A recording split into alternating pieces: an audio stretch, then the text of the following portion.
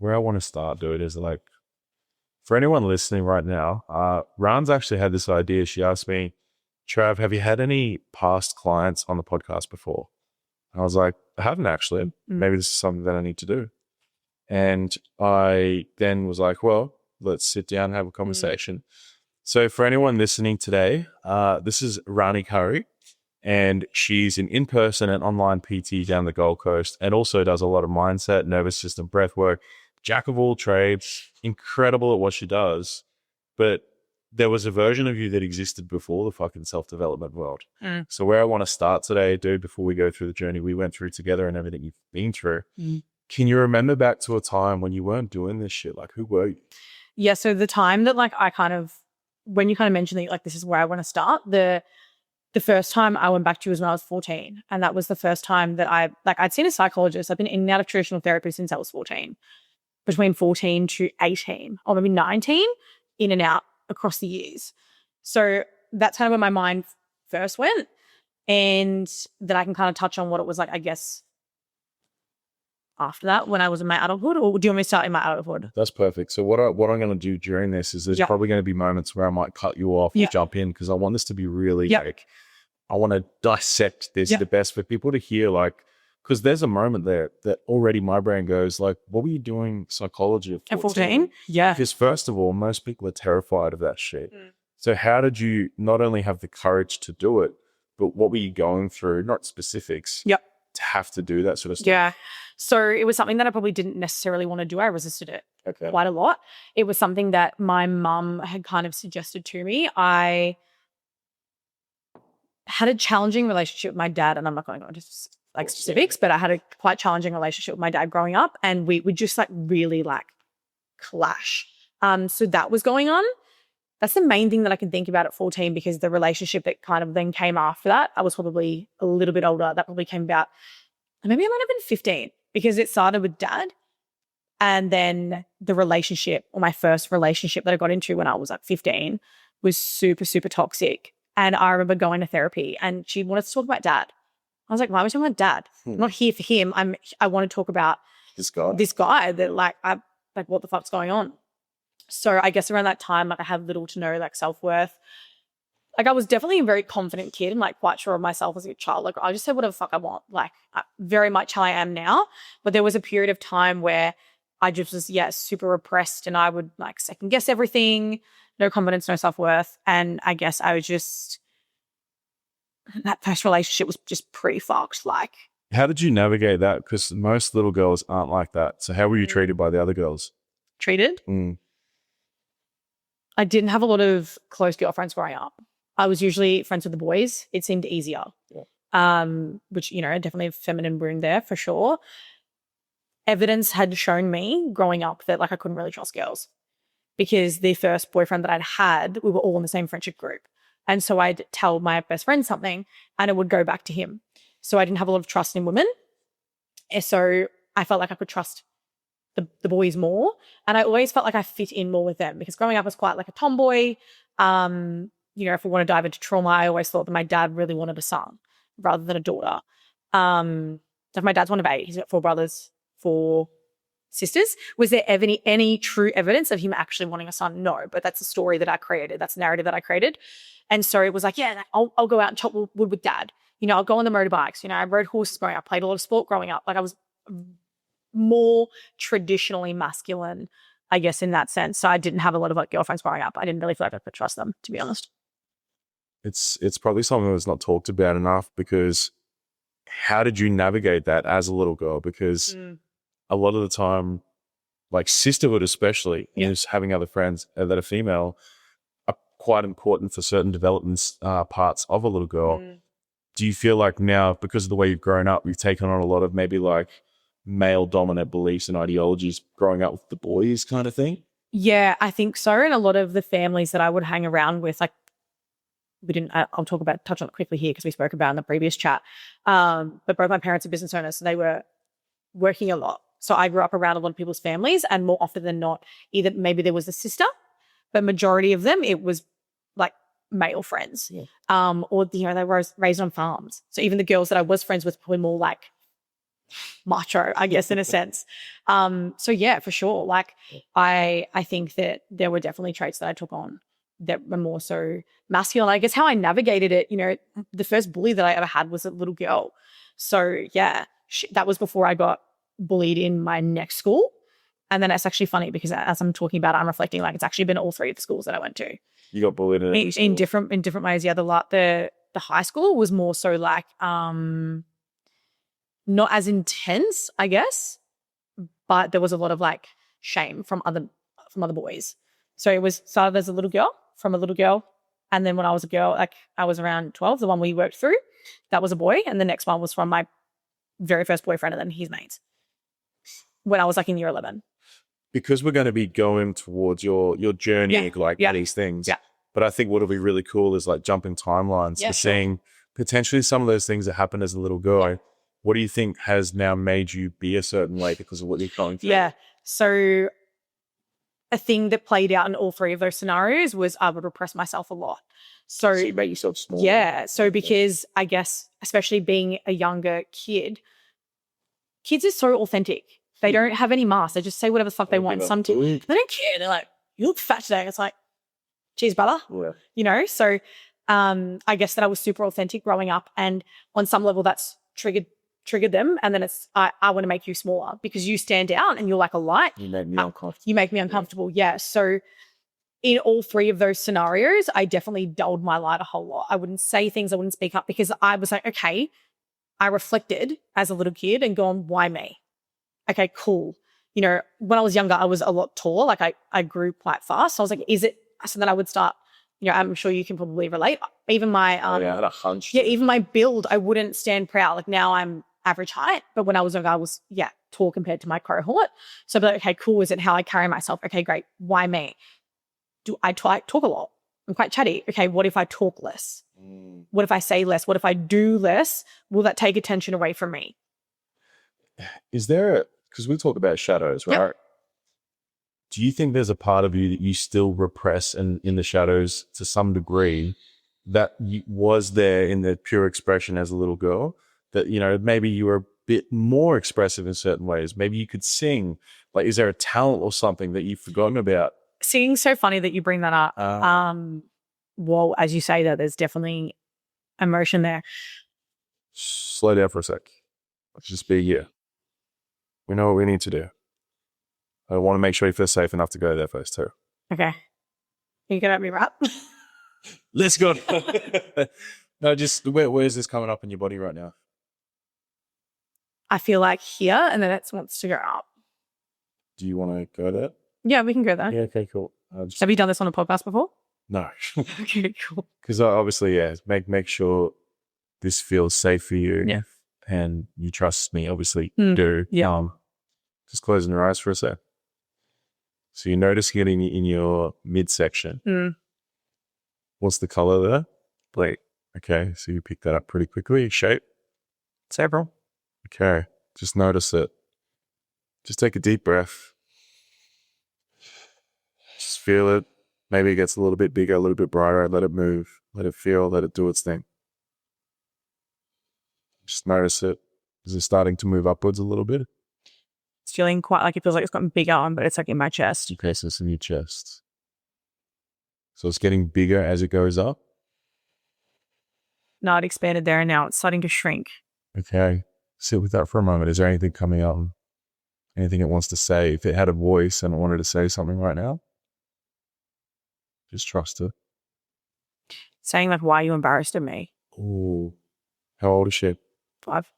Okay. Meet her? See her? What's she wearing? Oh, she's wearing like a little white dress. It's got like these like thickish straps and it's like square cut. Can you remember this moment? Is it coming up? I'm like, actually, yes. Yeah. I must be like grade 1 or prep. So like maybe first day of school or something? Nah, it's like a Christmas carol or something. Oh, okay. Okay. Yeah. So let those sounds come in, the carols, the feelings, the colors, the sounds. Just be there with her. Maybe you're witnessing her in a moment. What's she going through? She's standing on this little, like, I remember it so vividly. It's like this wooden platform thing.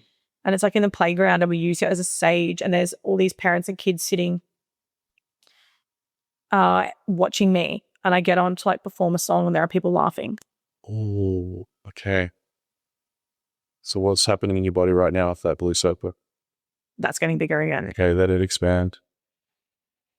What happens for her in that moment when she notices everyone laughing? Like I want to run away. What did she decide in that moment?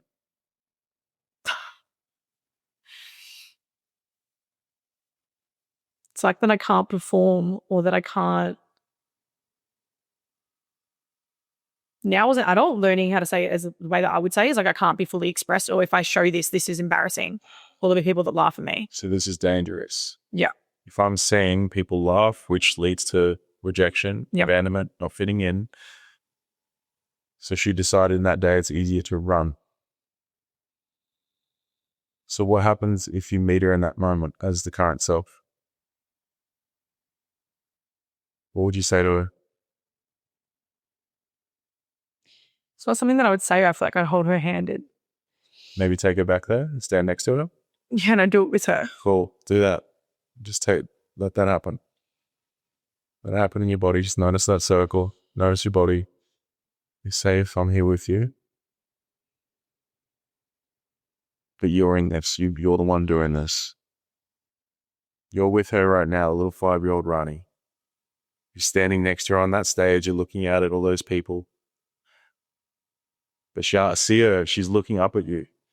She feels strong. She feels like someone's actually got her back for once. Because you grew up as an only child, right? So maybe this is the moment where she's got like this big sister. You're standing there next to her in this moment. Can you feel her fear? Can you feel it in the present self? Cool. So what do you guys do next? I get her to stand next to me and I tell whoever's directing the music to go again. Oh, so you're changing the narrative, changing that moment, yeah? Yeah. Let her sing. Let her sing.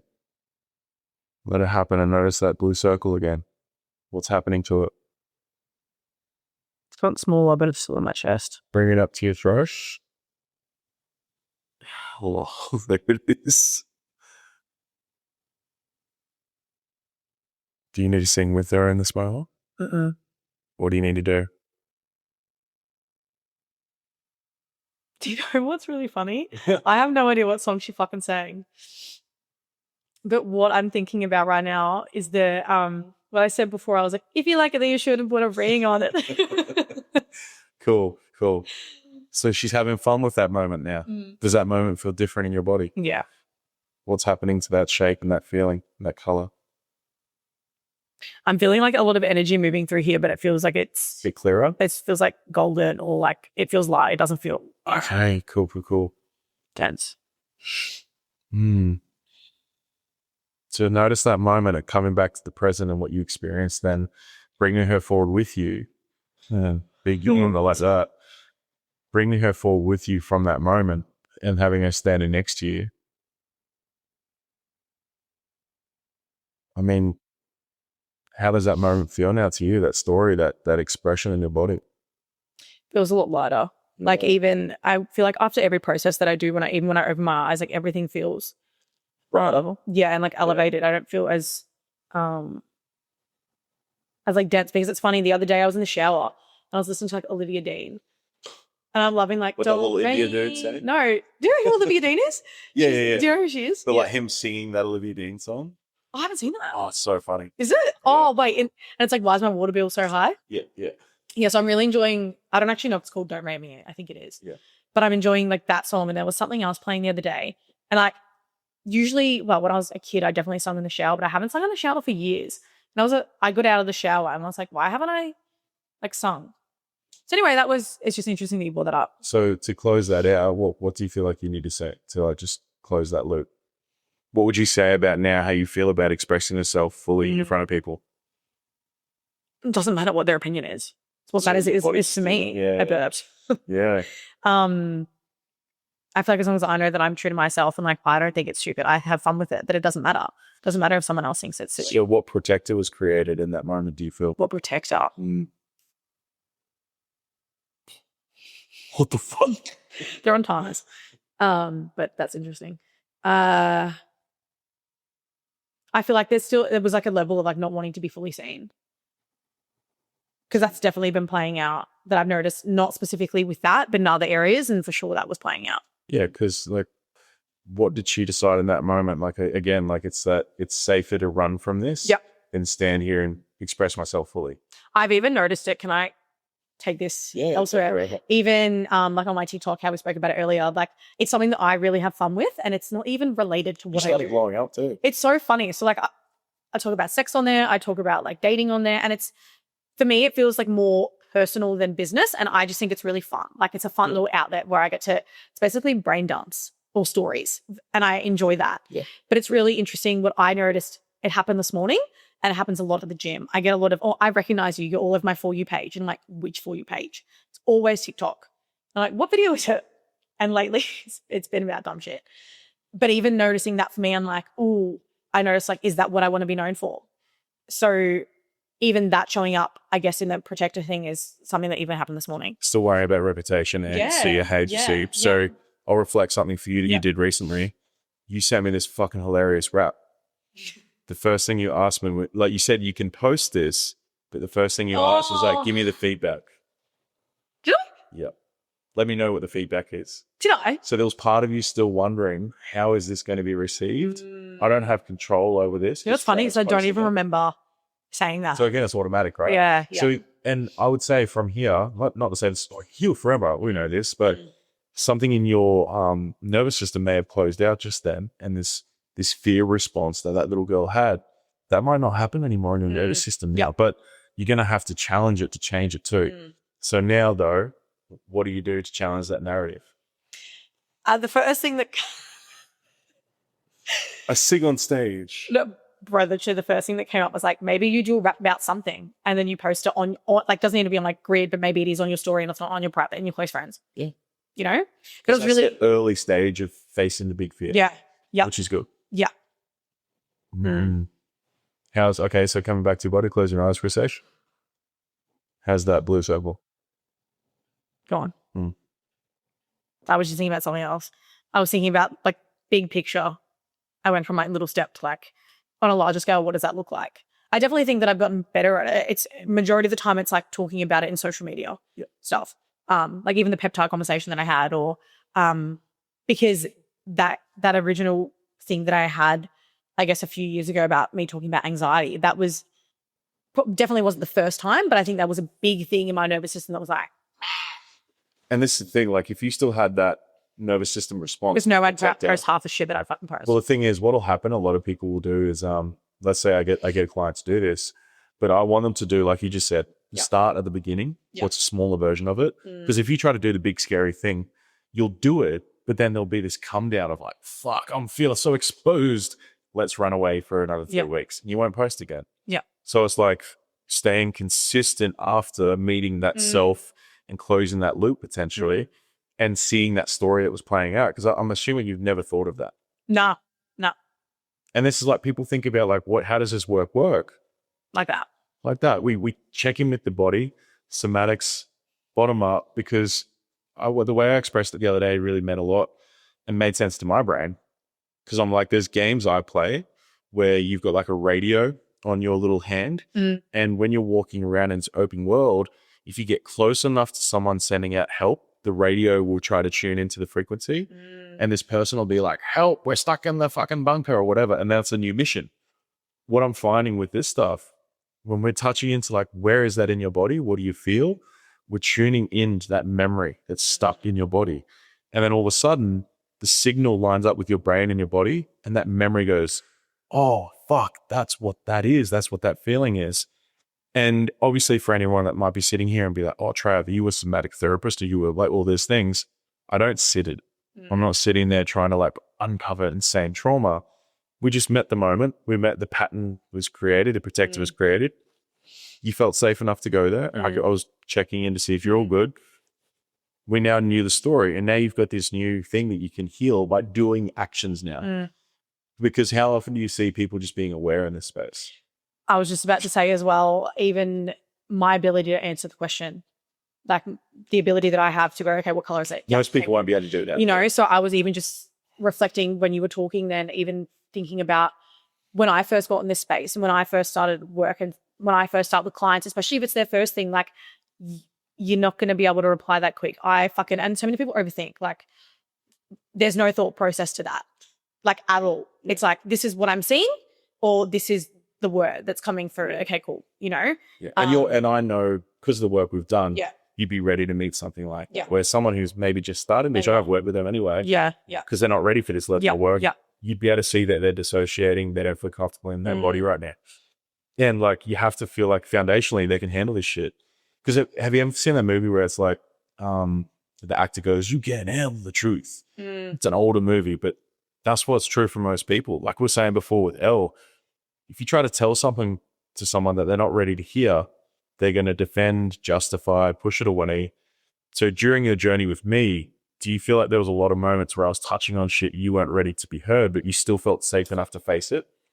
I feel like there's always a level, there's always a choice. And that's what I really enjoyed about working with you. There was always a choice of, do you want to go there? Yeah, and a big force. I think there was only one time where I was like, I actually can't right now. Yep. But 9 times. I remember that. Yeah, there was one like, time. And I was like, you know what? Actually, don't need to do more deep shit right now. Like, let's pause. However, like 9 times out of 10, I've always been like, yep, okay, cool. But that's what doing the work is. I think people think doing the work, sitting around, holding hands, singing Kumbaya, let's have some cacao and fucking do a bit of breathing and guided meditation. Like, is that a part of it? Sure. But is that where the real change is going to come from? No, it's doing change work. Yeah. And I think that it's probably more complex than people think. So I want to hear like generational trauma. Like, let's read The Body Keeps Score and, let's read You Can Change Your Life by Louise Hay, which are all great fucking books and they're great starters for sure. But doing the work is super fucking confronting and you have to be okay with like literally feeling like someone's going to fist up your fucking asshole, fist down your throat and you're playing like bagpipe. Like, that's how I explain doing the work because but on the other side of that, and people, if you're watching this and going, well, if that's how it fucking feels, why would I do it? Well, because when Trav and I go into it, you'll hear about what I was like before and what I am like now and the capacity and the person that I've become and who I'm going to continue to become. If I'm like this at 24, fucking watch out at 34. That's the thing. You just face something that most people will never touch on in their entire life. Yeah. In a podcast as it came up. Yeah. Most people won't do that. Yeah. But you're showing what's possible. So we're going through teenage Rani's happening. You've had this toxic relationship. What starts happening as you start to experience more of the hormonal shifts and things like that as you get into the older age teenage? What happens? Yeah. Definitely. It's only 6 years ago? Yeah. But I guess like puberty for me started around 12 to like 14. So like a little bit younger. Yeah. Or do you want to touch on 18? Do you want to talk about older? Thumbs up. I guess like when I was around the 12 to 14 mark, I had never really been self-conscious. So as we go through puberty, of course, like, we start to develop boobs, things like that. You might start to get pimples, our hips widen, our knees cave in on a physical level. So I guess physically, and then you get your period as well, which is like your menstrual cycle is such a big part of from girl to woman, or, even into teenage years. And I feel that there is so much shit out there with contraception and things that alter your hormones. My belief, and you guys obviously, you're fucking sovereign beings, you get to decide what you want to believe in, but like I was on the pill for 6 years because I had really, really painful periods. Now, I have not been on contraception for the last maybe 4 years. And that's been the best decision for me and my body. Again, everyone's at different stages. It might be required for where you're currently at. However, having a menstrual cycle is such a big part of a woman's journey. And if you're on a hormone altering product that is altering your cycle, and when you do have a bleed, when you take those sugar pills, ladies, it's not even a real bleed. It's not actually a real cycle. So women, we're connected with the moon. The moon is also connected to bodies of water, which is the ocean. We're made up of water. So anyone who's going to sit here and be like, oh, but how we're fucking connected. Men are like the sun. The hormones rise and fall every night. So pretty much if you had a shit day. Yeah, every 24 hours cycle. Right? Yeah, so if a male had a shit day, if Trav had a shit day and he went to sleep, he'd reset the next day. We're not like that. So on our 28-day cycle, and it's much easier to gauge where you're at when you are natural. And what I'm saying by natural, I just mean not on anything that's altering your hormones. So, for me right now, I'm in my luteal phase. So I'm between like And then I'm like 4 days out from my cycle.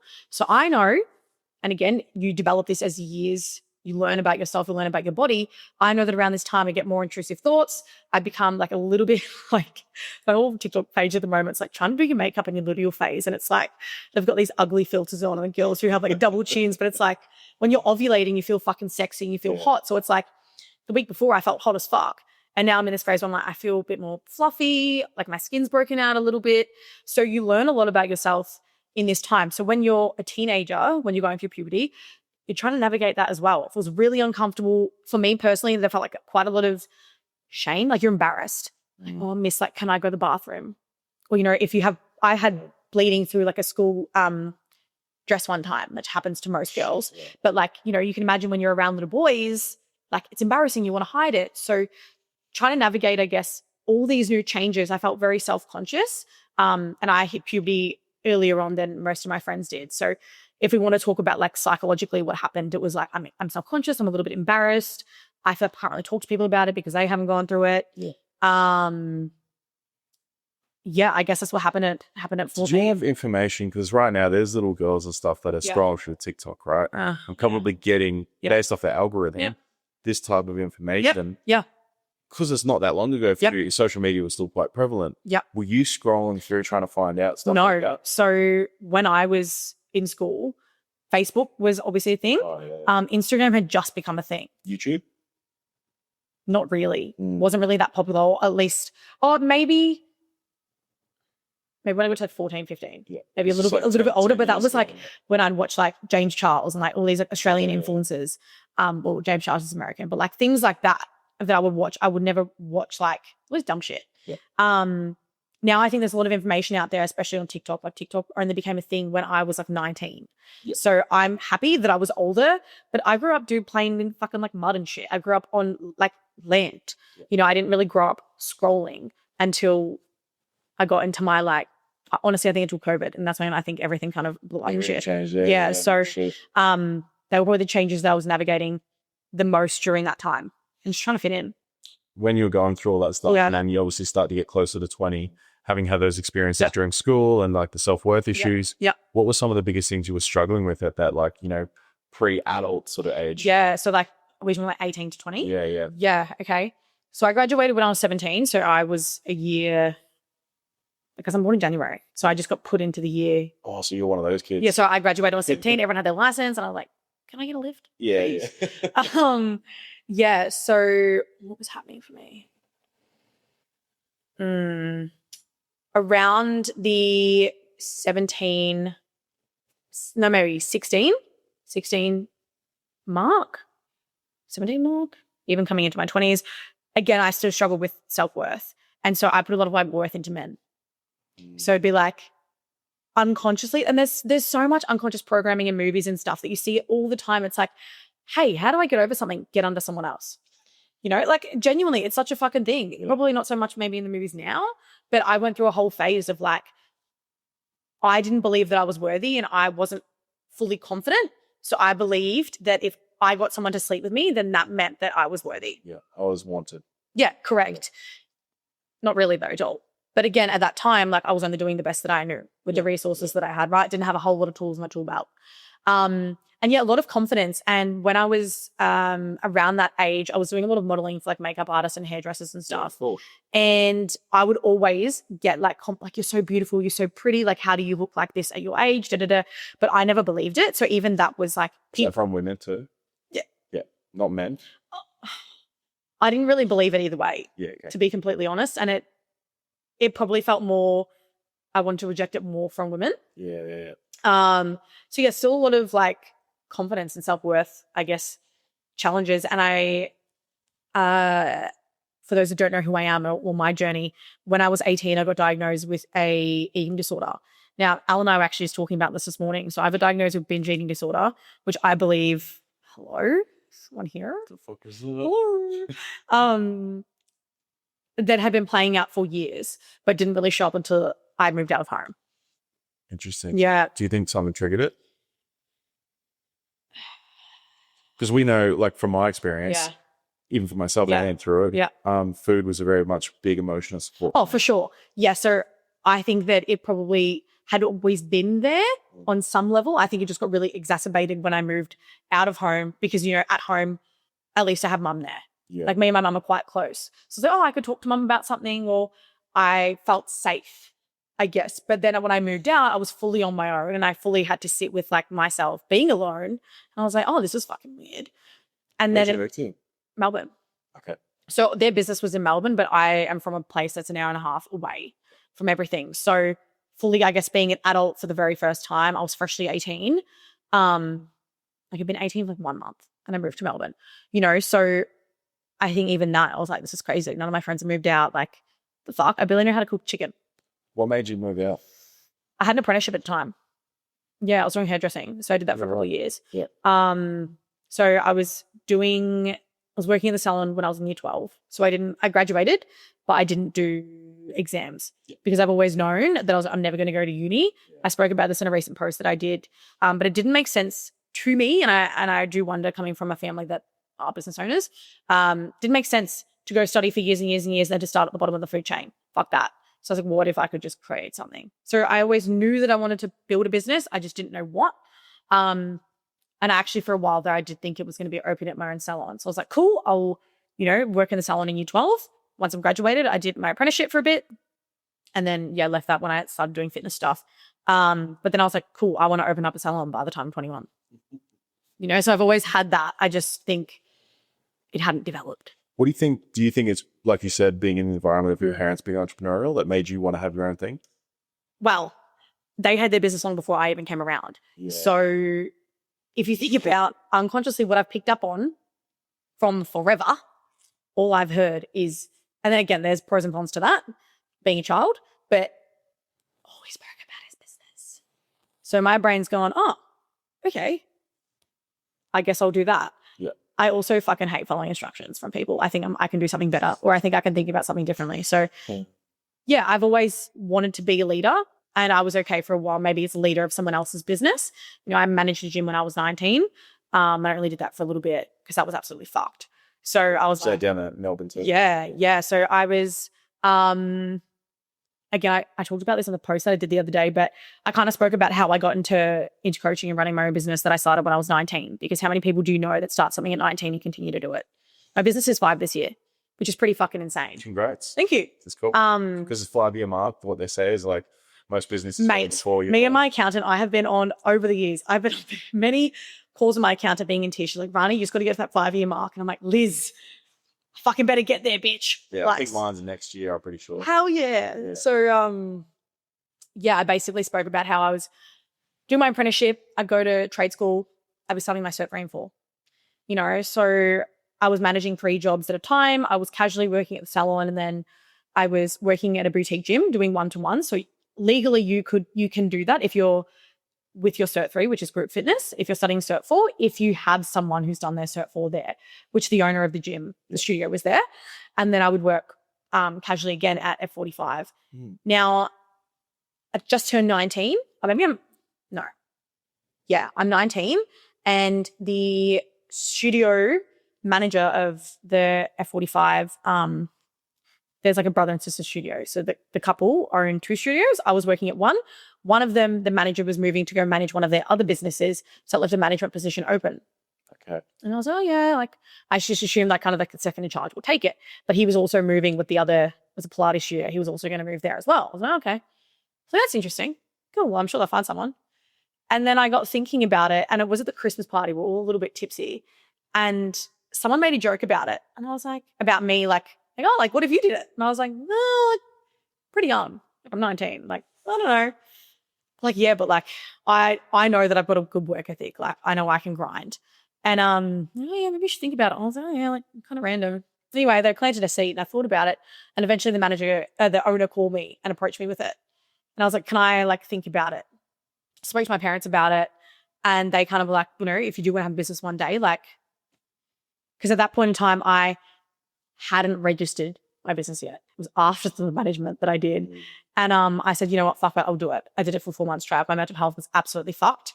Again, they were just doing the best they could. They had a lot of family stuff with their kids that they were managing. So again, it's no hate to them. But I learned a lot about if I want to have a company one day, about how I would manage people and what I would not do. because the way that I was shown was not the best way about it at all. And my mental health got pretty cooked. Which seems to be a pretty common experience in the fitness industry, gyms and stuff. Hey? Yeah, it was pretty cooked. It was basically like, you shadow that manager for a couple of days. Here's the keys.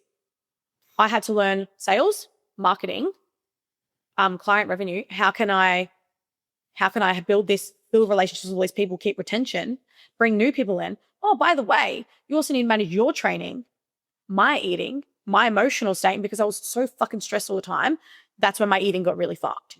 And which I felt a lot of like shame and guilt around it, because I was like, I'm managing a gym. Like I'm the front of this gym. I should be like what, the results are. And I'm stressed as fuck. Didn't even have time to meal prep. If my staff didn't show up, who has to show up? I do. I'm 19. How'd you handle it at the time? As best as I could. Yeah. Like there wasn't a whole lot of regulation at all during that time. I started going back to therapy. Yeah. Because I was like, what the fuck's going on? Like this is pretty cooked. And I spoke to my parents a lot about it, and I was like, like I don't know if I can do this. Because I really struggled. Food was the way that I managed the most of the time. That was my coping mechanism for a lot of years. That'd be a tough thing in an industry, like you said, where it's so personal appearances. Backwards. Yeah. But again, you didn't really know how to deal with stress at that time. Correct. Which so many people in that industry still would be like, maybe I just train harder. Maybe if I look better. Maybe if I take these fucking whatever. Yeah. But then obviously what I think it leads to is a lot of what you would say is like toxic ways to deal with things. So look, on the Gold Coast, there's probably a lot of people that feel like they have to go out the weekend to just like feel something and express something, like get it out of their body. So, but did you go out a lot when you were at that age? No, I partied a lot when I was in high school, when it was like, because it was legal and I wasn't really supposed to do it. Yeah. So it was like, oh, this is naughty, But by the time I went out a couple of times when I was maybe like 18, but by the time I got into the fitness industry, like I was pretty hard no. It's like a hard no against it, because I was like, this doesn't make sense. It's backwards, right? Yeah. I am promoting health and fitness, and when I'm out getting loose every fucking weekend. And I definitely think now I'm more open to like, oh, I'll go have a drink every now and then, like I'll go have fun. Like a shit face. No, absolutely not. No. However, for a long time, I also think that I was oblivious to what actually does go on in the fitness industry, and it's a lot of smoke and mirrors. And there's a lot of people that probably quite well known that are doing a lot of dumb shit, and they're promoting health. And there's people that I know, that promoting women's health and fitness, and they don't even have a fucking menstrual cycle, because you're so you're so actually tiny that your hormones are not even regulated enough to create a cycle, which is natural. So I think there's just there's a lot of smoke and mirrors. There's a lot of great things out there, but no, it doesn't feel integral for me to preach something and then not practice it. There's something there where it's like, okay, let's fast forward into now where you've moved to the Gold Coast. Yeah. You come to the Gold Coast, and this must be where your self-development journey really started. How the fuck did it all start? Like, what made you go, I've been already technically doing a lot of like going through these life experiences and dealing with it yourself. What was it when you moved here where you're like, all these workshops and breath work and all this other stuff is really interesting? It started before I moved, actually. Oh, right. Yeah. Do you want me to touch on when it started? Yeah. Or do you want to do it? Yeah, but touch on that first bit, then how it evolved. Yeah, cool. So I must have been maybe 2 years into running my business. Like had the relationship on pen and paper. I had everything down pat. So I had the life that most people wanted. I was, at that point, I was at 21. So 2021, around that age. And I was like, but why do I still feel like fit and happy? Like, I don't feel depressed. I've been depressed, but I was like, I just like kind of feel like I've achieved everything. And I'm like, now what? Because all the people that I surrounded myself with that were my friends at the time, I either at uni, they're studying, they're living at home. Years down the track, I want to have a business, like 10 years away. No one was kind of, and I don't say this in an egotistical way, but no one was kind of near where I was. Everyone was still studying, or they're like fucking, don't know, doing a job just to make money. And I was like, what the fuck, guys? What the hell? So I got along with people who were older. And then I met my first mentor, Elise, which is how I actually got connected with Trav, at a fucking fitness convention. This is down in Melbourne. This is in Melbourne. Yeah, shit. So I remember I was super anxious. When I was with people that I knew, I was okay. But going into a new environment, I still didn't have that level of confidence now where I'll just go wherever by myself. Like, I'm chilling. And I remember walking into this room full of fitness coaches, and I still felt like a bit of an imposter because I'm like, oh, I haven't been doing it for a few years. Like, there's really, really well-known people here that are talking at the seminar. There's going to be well-known, And I think back then there was a lot more comparison as well. I'm like, oh, well, I'm going to see this person. They're going to be nice. Like, I don't know. And it's so funny because even at that point in time, my business, I didn't really have my fucking name in it, dude. My business name is Evolution Coaching Official. Yeah. I didn't even have my fucking name. Barely had my face on it. So I actually had people come up to me like, I know you. You're Evolution Coaching. And I was like, fuck, they don't even know my name. Like, that's shit. Which isn't a bad It's thing. not. For what? I'm more known as the technician. Yeah. But I was also like, I knew that I wanted to have a personal brand and I also wanted to have the business. Yeah, there's a part to it. There's parts to it. And I remember walking in, there was this blonde girl on the other side of the room on the phone. Again, energy speaks before you do, right? I was drawn to Elise straight off the bat. And I went up to her, she got off the phone and started talking. And she's like, I was like, oh, like, where are you from? She's like, oh, I live in Gold Coast. I'm from here. I was like, oh, cool. Like, instantly, like, it's so funny because now I can imagine myself being that for someone who's going to come talk to me. Yeah, yeah. And we were chatting and I was like, what do you do? She's like, oh, I used to be PT, but like now I do like this mindset coaching for athletes and da-da-da. And I was like, what's that? She's like, oh, I do breathwork. And I was like, oh, yeah, I've heard of that. Heard of it. Haven't done it. I was like, oh, yeah, like you sound cool. Okay. And then we get connected, we get each other's Instagrams, and we don't really see each other for the rest of the seminar. I was too anxious. I didn't even go back for day 2, Trav. I went for day 1. And I felt so guilty that I had to get off my conscious. I messaged her to say, oh, I'm sick. I was like, oh, so nice to meet you. I won't see you today on the gym floor, which is where I would have fucking thrived. Would have thrived on day 2 because it's practical. But even that, in the anxiousness, do you remember quickly? Yeah. What was it that made you feel the anxious feelings? Because a lot of people think, I have anxiety. Yeah. It's like, yeah, no, you have beliefs below that are causing anxiety. Yeah, I believe that I didn't belong there. Yeah. Okay. I was like, I don't believe to be in a room with these people that are probably doing better than me. Yeah. I'm just a little fucking tiny fish. Yeah. So then the body goes into fight or flight. Yeah. I shouldn't be here. This is dangerous. Probably I'm being seen like they Yep. were a 5-year-old. Yeah. Yeah.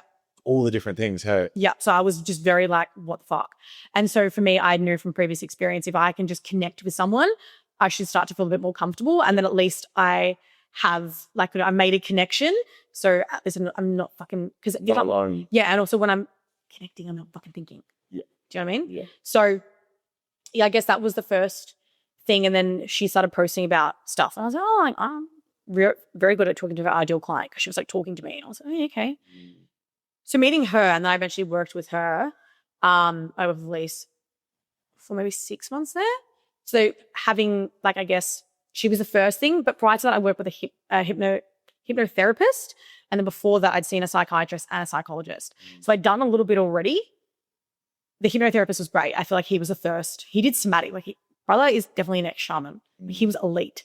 And Is then he from up here too? no, he's from well, actually, I don't know where he's from. But he lives in Melbourne. He was in Melbourne. No. He was in person. Okay. And I just remember on the right side of his room, so his name was Ricky. Fucking shout out Ricky. He was great. Okay. He'd have his like little therapy bit here, but over there he had this like big ass rug. And he would have feathers, crystals. And I remember we did a couple sessions that was like, and what I liked about it, because what we know about the conscious and the unconscious, right?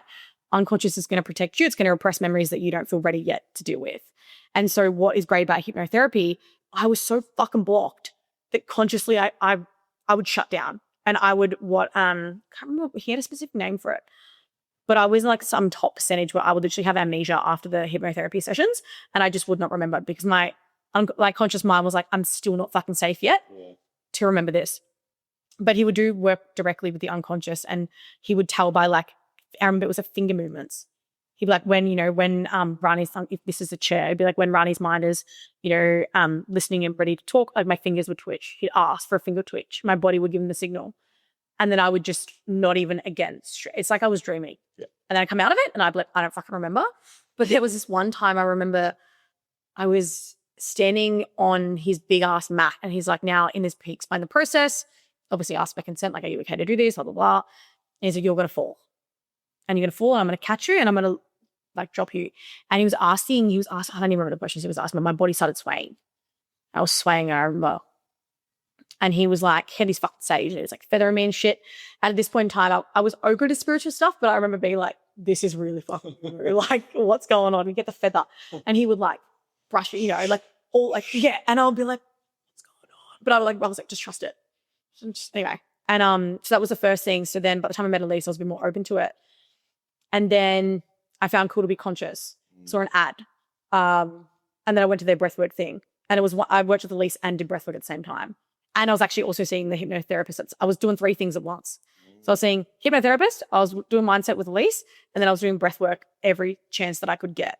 So that's probably why I've changed pretty quick, but I was doing a lot of work. All at the same time. Yeah. All kind of different sort of stuff too. Yeah. So Cool to Be Conscious is obviously, anyone that might not know Rani just yet, you then became a facilitator at some point, right? So pretty much after their first event that I went to years ago, I was like, holy fuck, this is incredible. Now, because I'd already been running a PT business for a couple of years, I had already kind of figured out before I even started doing mindset work, I'd figured out the right questions to ask, but I didn't know what to do with the answer because it was like I was getting to the root cause by asking them questions. And then I just was like, okay, how can I help them then? And so I was like, okay, I'll do work on me first and learn through my experience, and then I'll kind of figure out from there. But breathwork was the first thing that I was like, I want to do this. Because I'd figured out, I knew that fitness coaching and like online coaching and PT and whatever, you were not just that. You were so much more. And so I was like, how can I fucking help them? And after the first breathwork thing I did, I was like, oh my God, this is like the first time in years that I've truly just like let myself feel.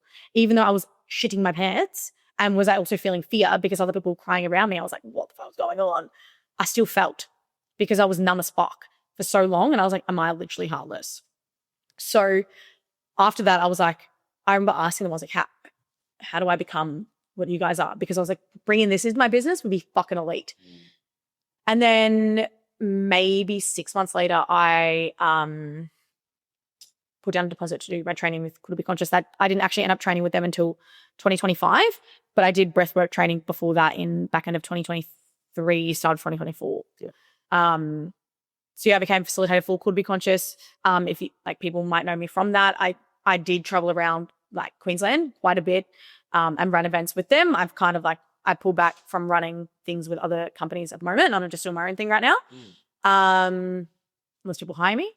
When you were experiencing these things and like investing into, because these things can be thousands of dollars. So obviously a lot of people saw this Someone money. Yeah, like people don't do the work because they're terrified of the investment, right? How were you, and we'll do quick fire. How did you overcome those moments of like, I can't afford this, to no, I'm going to do this and do it anyway and spend money? Yeah. Okay, cool. So I don't know if this is being a business owner or not, but I always thought about ROI. So what's my return on investment? Now, right, if you put money in shares, you know over time that thing's going to grow and develop, ideally, if you invest in the right thing. Now, for me, when I first invested, it was like $5,000 or $6,000 at the time. And I was like, what the fuck? All I've spent is like a couple $100 myself. Like, what the fuck? I've never invested this much money. But here's the thing, right? You could have the dream life, you could have the car, you could have the house, you could have the apartment, you could have a relationship, whatever the fuck. But if you can still be unhappy if you have those things. So what I looked at was like, okay, cool. But if I invest this money in myself, I knew that I would 10x my investment. And around that time as well, I guess the first investment was the most scary. And then after that, it became a little bit easier because I already knew I did everything that was like asked, right? Yeah. So I followed through, therefore I got the results. So in my brain, I've spent the money, but I've actually got really good results. So if I continue to invest in myself, what will my results be like? Because I was aware that it wasn't just going to be one thing that was going to help me, I guess, on my journey. I think the key of it, like you just said there, you took responsibility for your transformation. Yeah. Because a lot of people will blame coaches. And like I said before, there are some shit coaches that don't know coach as well. But like you still were like, I'm going to use this the best way I can and take action and do the things. Whereas people will wait for someone else to do it for them. So you do this, you invest in yourself, you're changing, you're shifting. What do you start seeing within yourself that you start going, holy fuck, I'm actually really changing? What were those first sort of things where you're like, I feel different. I can't explain it, but I feel different? I feel like it was the way I showed up probably day to day. Yeah.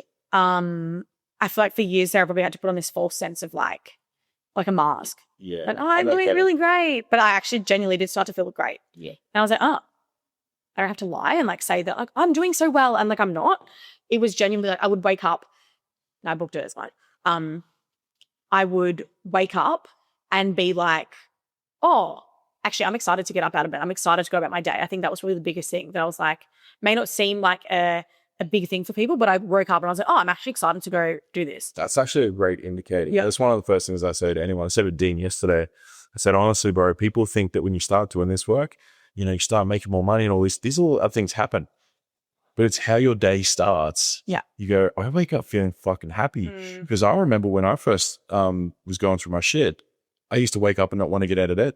Yeah. So when you look at the ROI on me doing the work, I can get out of bed and feel fucking excited about the day and the life I've created. So that's what you start to feel. Right? Yeah. Because when I first started with my first coach, I was like, but I have everything. It's like, I wasn't even really like, wasn't obsessed with my business. I was like, oh yeah, like, I guess it's like, I'm doing what I, think I'm supposed to be doing. Yeah. Right. I guess I fucking love helping people. I know that what I'm here to do is that, like I wasn't the way that I feel about what I do now. It was like very early on, I was like, oh yeah, I guess I'm just waking up and doing this thing. Like, I guess I have a business. I guess that's kind of cool, But I also didn't have a lot of people around me to like talk about it and bounce back off. The only people I could talk about it to was with my parents. None of my other friends were business owners. No one else understood.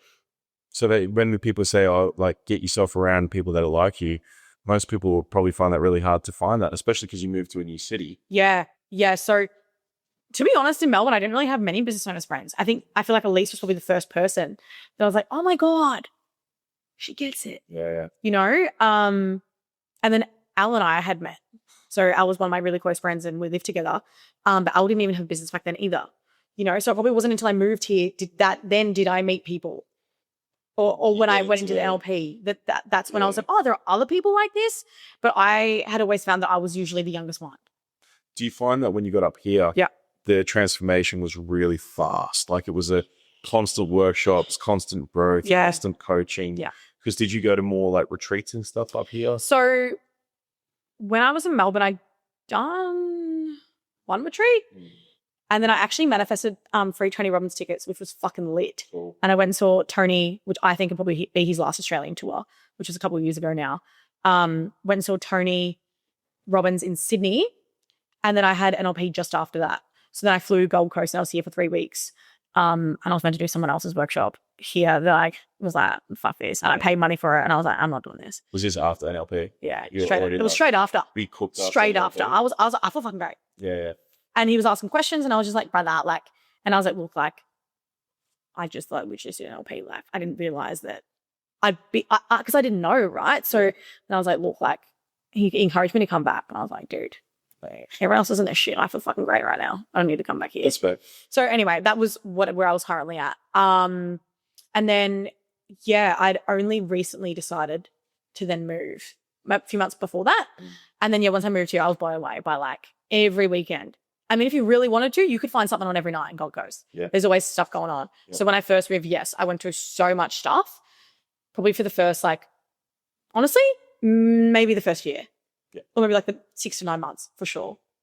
And it was just like, it was great for what it was. And then now I'm like, probably the opposite end of that. I'm like, you guys can do your thing over there. I'm fine over here. Again, there's no bad feelings or anything. It's just the normal art. Yeah, it's the season. It's just the season that I'm in. I'm like, I'm in a massive action season and I don't need to go do more shit. I just need to implement all the stuff that I've learned over fucking, billion years. So we're kind of a bit more present with where you're at. Yeah. You moved. We've gone through quite a bit and we've touched on some good spots. So when I started talking to you, which was June, it's like June last year. Yeah. We go back to those moments that were happening just before that. You were having like a pretty big like coming out party essentially. Yeah. So basically when I moved here, I pretty much decided to exit the fitness industry fully. And then I went fully into breathwork and mindset and that was my thing. And I was like doing pretty well. But what I noticed is that fitness was very consistent.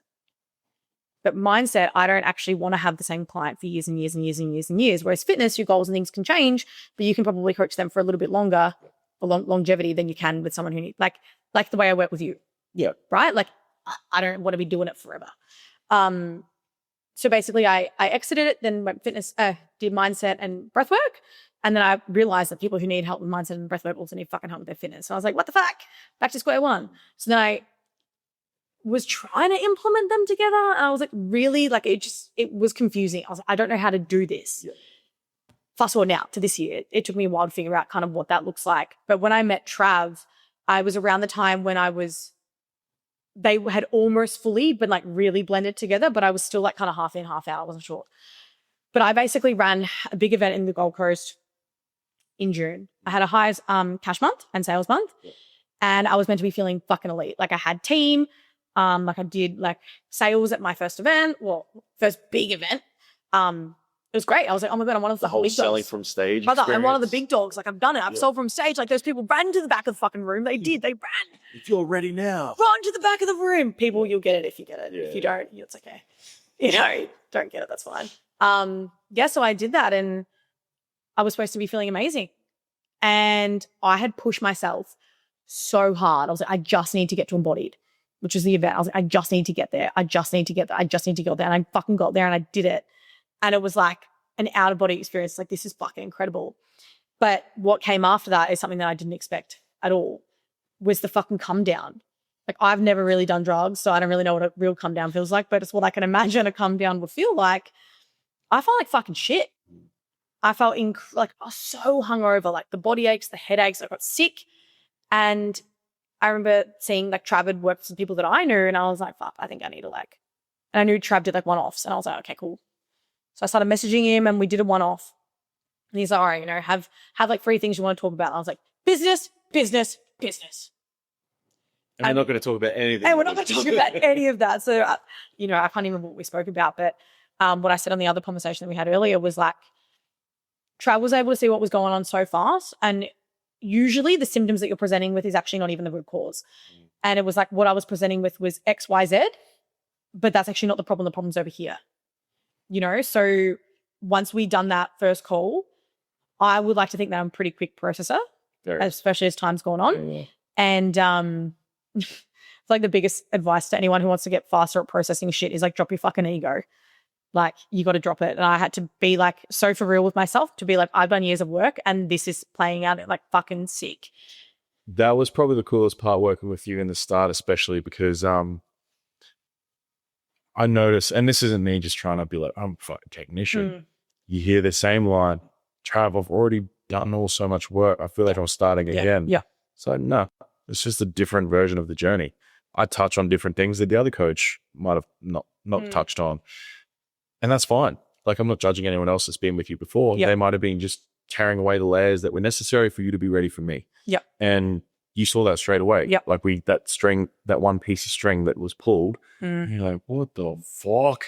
And every part of you just wanted that one off. Hey, you're like, let's do another one off. I'll do one off. And then, he felt like a ball of wool and then one string got pulled out. And then I was just like, I remember going, fuck, is this how a one-off's meant to feel? Because I say this in a loving way, I felt worse because all this other shit came up and I was like, fuck.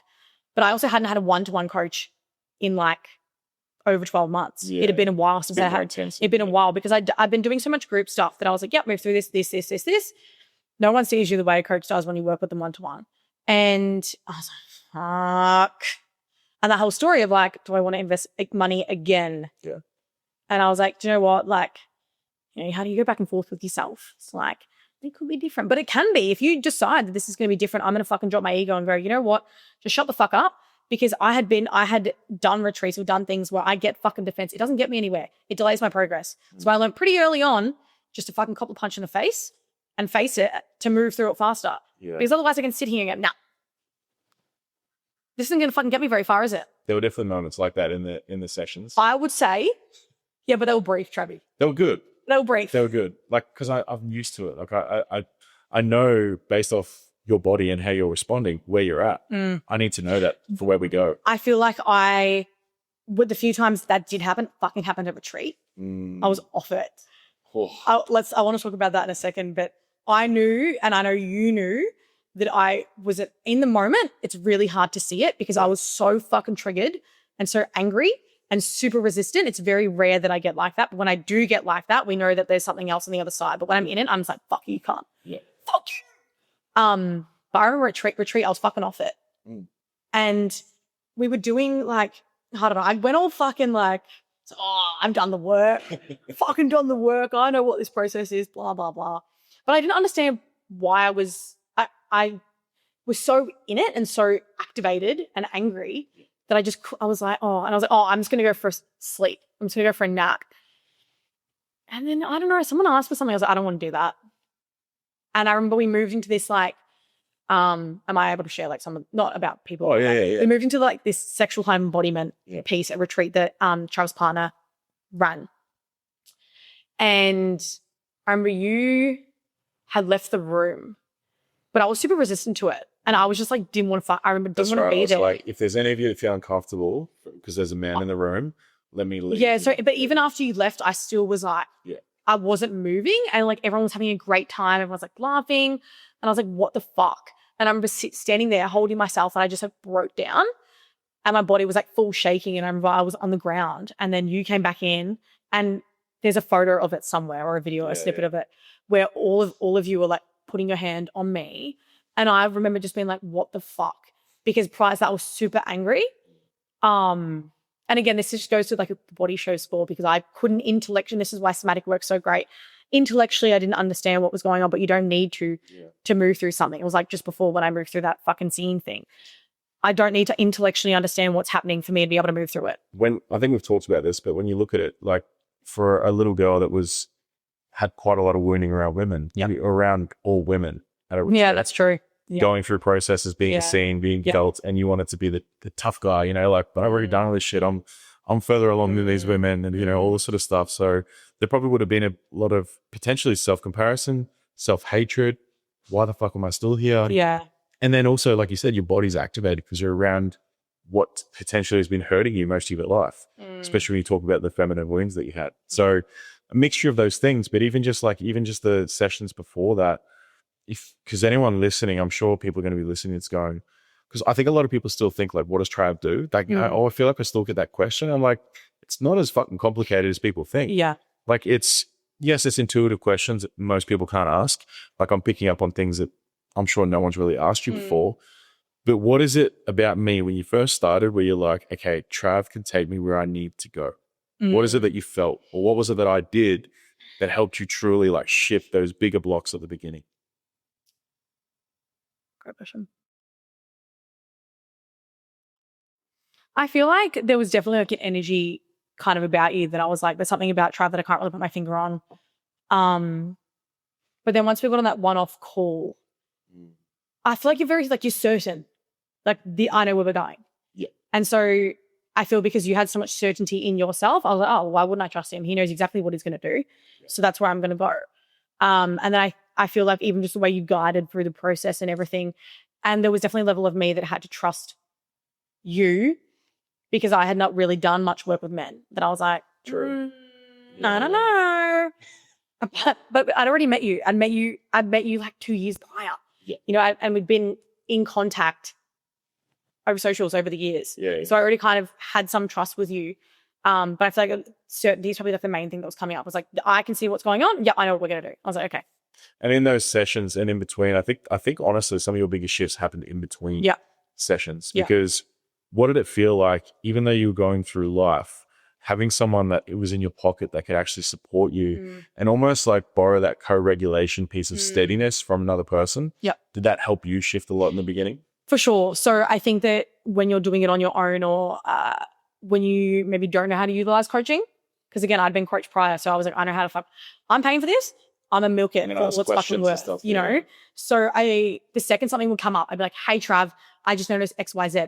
And sometimes I'd even be like, oh, I'm noticing this. This is what I think. What do you think? Yeah. You know, or there'd be sometimes like, oh, what the fuck's going on? But my ability again to just move, like A, never felt so supported by a coach. But B, my ability to move through stuff was so much faster because I was like, I can just fucking ask a question.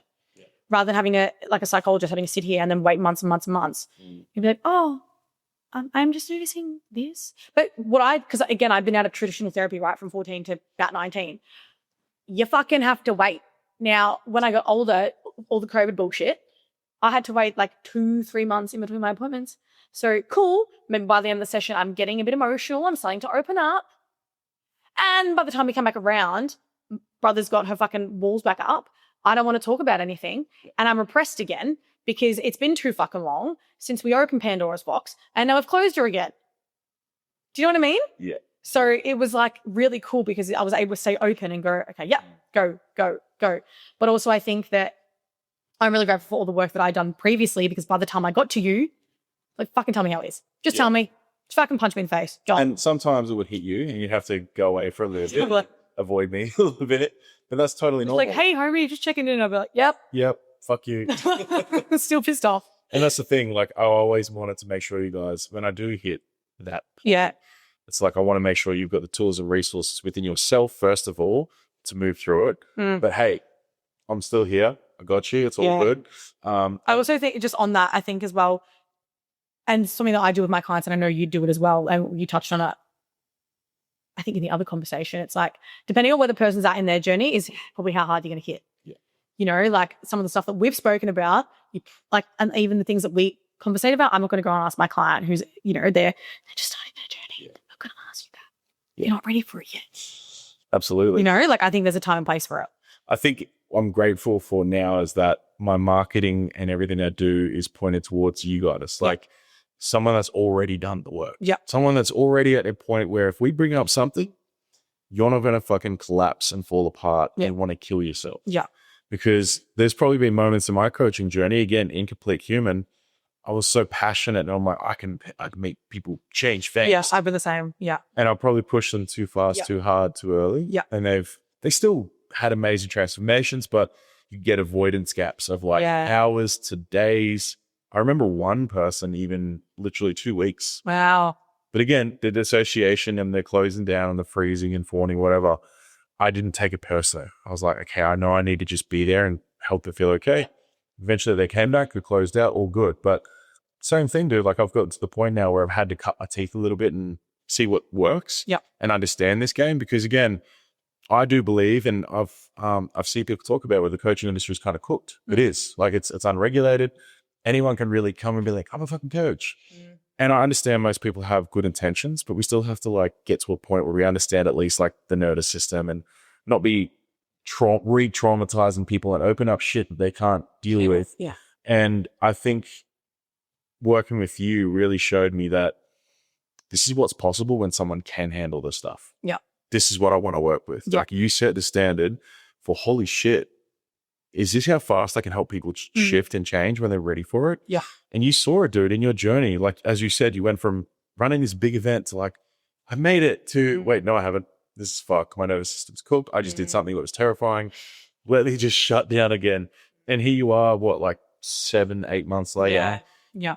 Literally the busiest you've ever been, which is something you asked for. But without all the extra bullshit you had going on, all the little collabs and super busy for no reason and trying to help people and save people, which you still help people, but without like ruining yourself, right? Yeah, it's been interesting because there's definitely, a belief system of I need to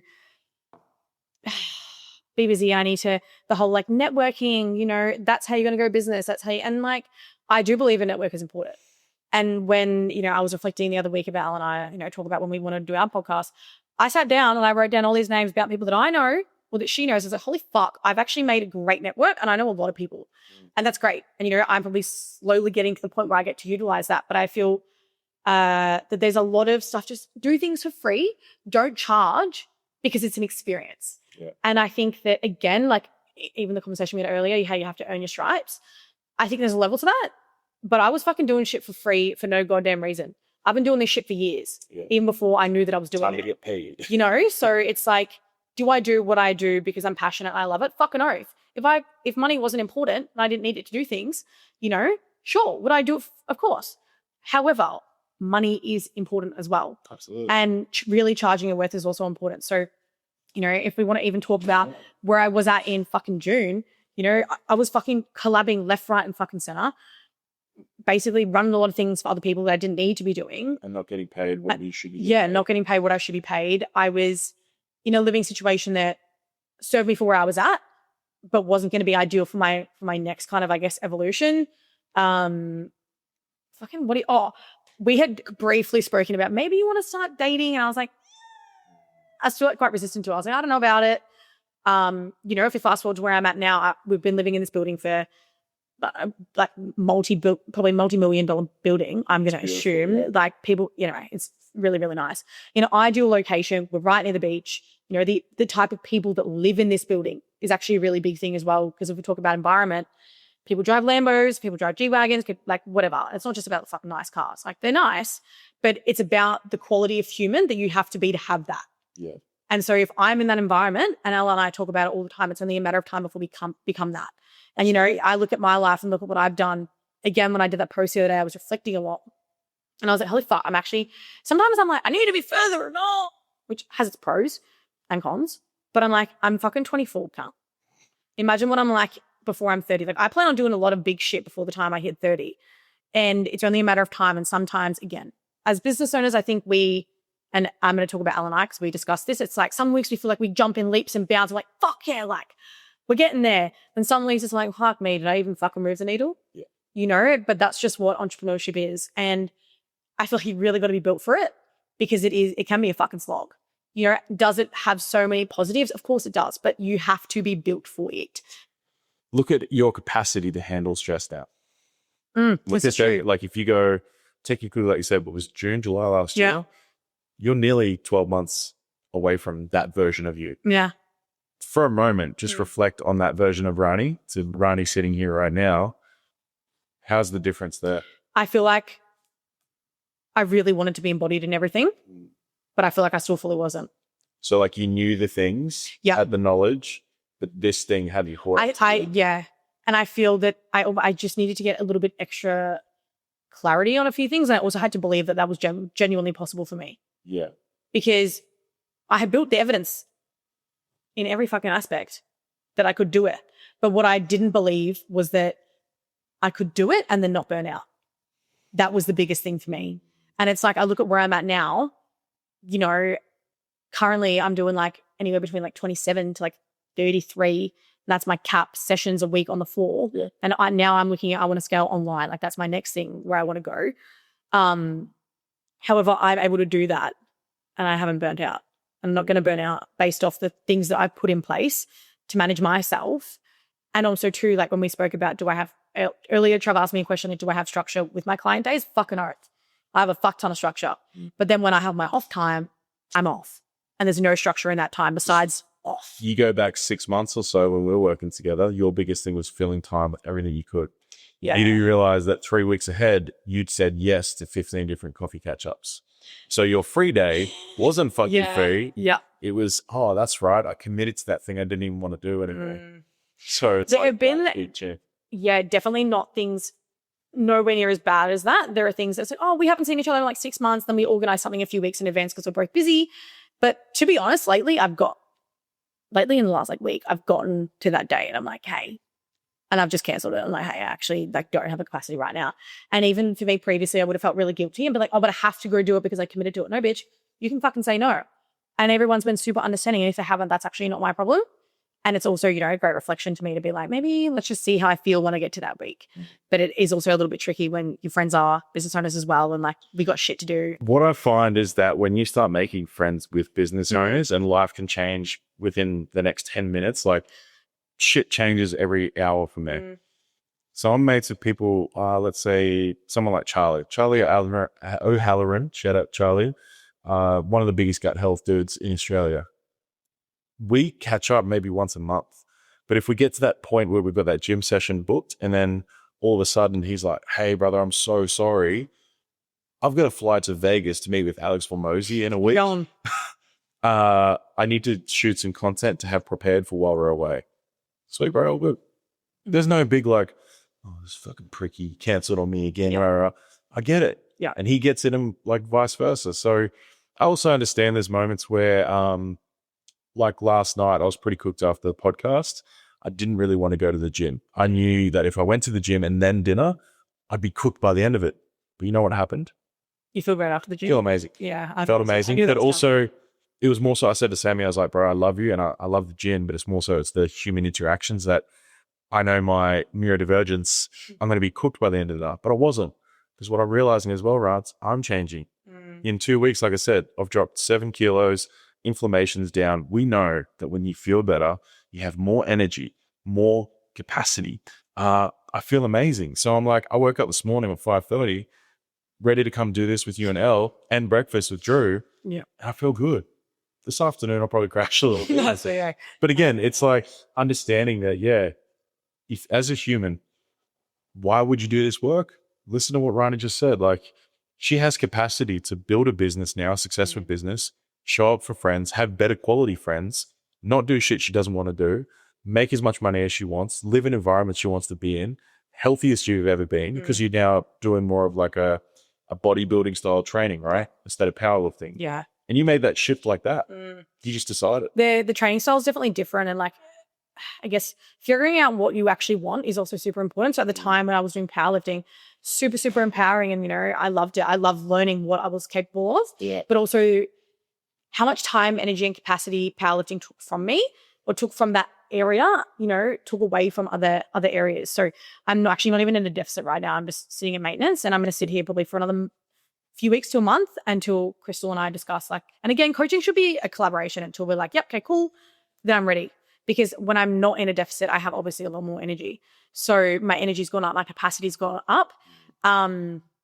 But yeah, just learning about the way you want to train and like finding something that does work well for you.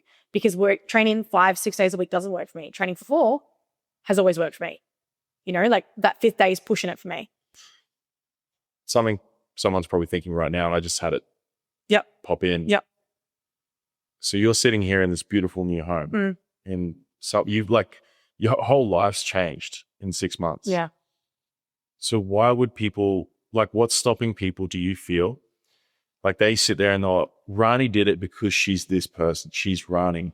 Do you believe this can work for anyone? Fucking oath. Yeah.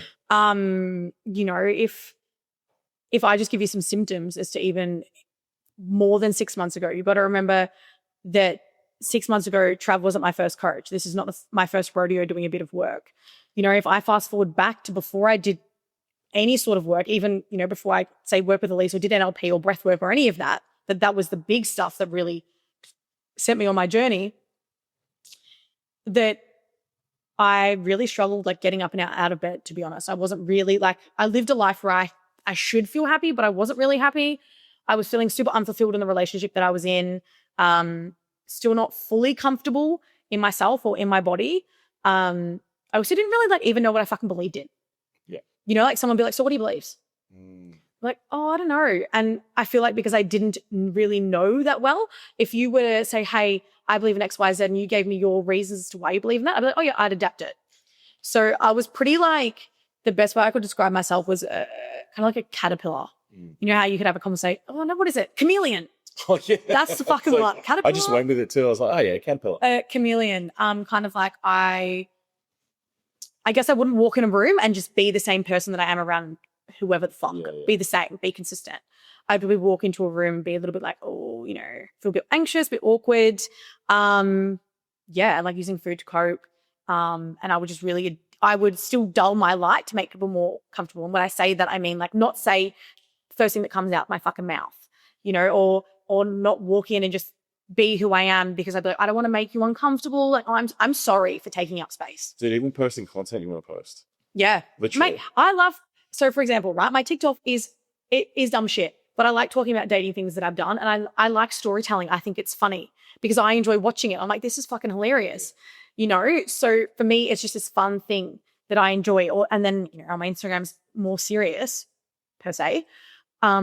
But even posting things that, like, to me, that's really fun and I enjoy doing it. And rather than sitting back and going, oh, I probably shouldn't talk about that because what if someone sees it and what if they think this, blah, blah, blah, blah, blah. Who fucking cares? Yeah. You know? People are probably wondering as well, there's something that I don't think gets talked enough about. Yep. The biggest objection that stops people is the investment.